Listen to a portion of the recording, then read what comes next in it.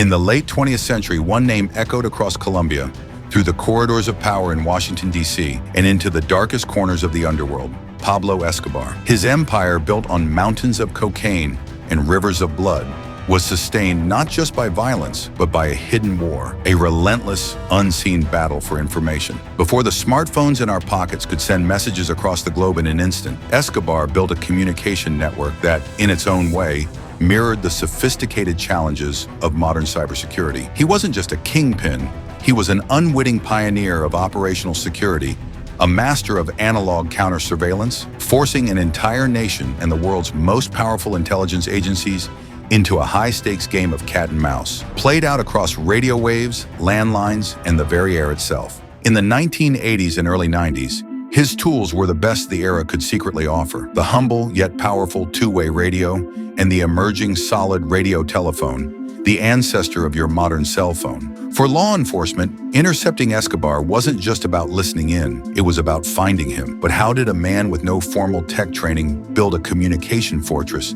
that defied an entire nation? How did he manage to stay hidden for so long, in plain sight, with enemies closing in from every direction? And what forgotten lessons from this analog war hold surprising relevance for our digitally encrypted world today? Welcome to the chilling tale of Pablo Escobar's hidden war, a story from communication and cybersecurity perspective. In the chaotic landscape of Medellin, the Medellin cartel wasn't just a criminal enterprise, it was a parallel government, requiring a constant flow of intelligence and command. At its heart were communication methods that were very basic by today's standards, yet incredibly effective for their time. Foremost among these were radio systems. Think walkie-talkies on steroids or modified commercial transceivers. Escobar and his lieutenants understood the fundamental vulnerability of these systems. Prolonged transmissions could be triangulated. Their counter tactic: short burst transmissions, a quick call, a few coded words, then silence, a fleeting whisper on the airwaves, making it incredibly difficult for the authorities to pinpoint their exact location before the signal vanished. This was their first line of defense, a simple form of counter-surveillance, driven by the immediate threat of detection. Then came the radio telephones, the bulky, expensive precursors to our sleek smartphones. Unlike landlines, which could be easily wiretapped at exchanges, these offered a degree of mobility and, initially, a perceived layer of anonymity. Escobar and his men knew these lines could eventually be monitored, but they used them strategically. The concept of the burner phone, acquiring multiple devices, using them for a single critical call or a short period, then discarding them, was a core operational tactic. Clearly, money wasn't a concern for Pablo, but beyond the hardware lay the true layer of early encryption, coded language, and ciphers. Imagine conversations peppered with seemingly innocent slang, boring details, or cryptic numerical sequences that only the initiated could decipher. A shipment of flowers might mean kilos of cocaine. A family gathering could be a meeting to plan a bombing. This wasn't sophisticated digital encryption, but a human-powered cryptographic layer, forcing law enforcement to not only intercept the call, but to have deep human intelligence within the cartel to understand its true meaning. It was an analog form of end-to-end encryption, relying on shared secrets and implicit trust, a trust often violated by the lure of plata o plomo, which essentially means it was an ultimatum: money or bullets.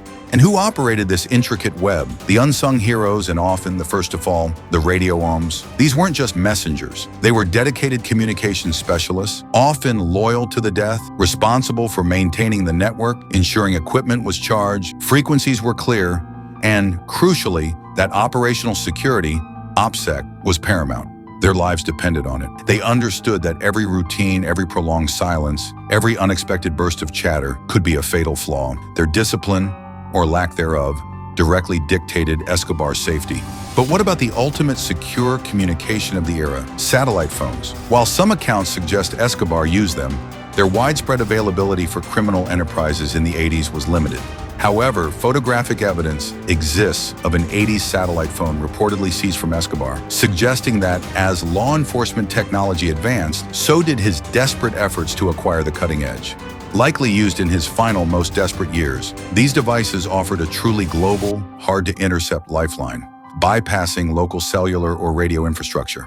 They represented the peak of accessible, secure communication for a man on the run. But as Escobar turned his web of underground communications, a counterforce was assembling, a silent, determined hunt that would turn his greatest asset into his greatest vulnerability. The game was on. and the stakes were nothing less than the life of the world's most powerful criminal.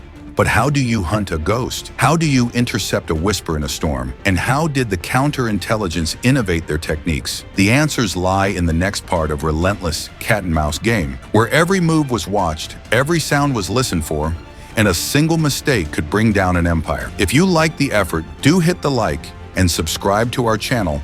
This will help me a lot. Stay tuned for the next part. I will see you in the next one. Until then, stay safe, stay secure, and take care.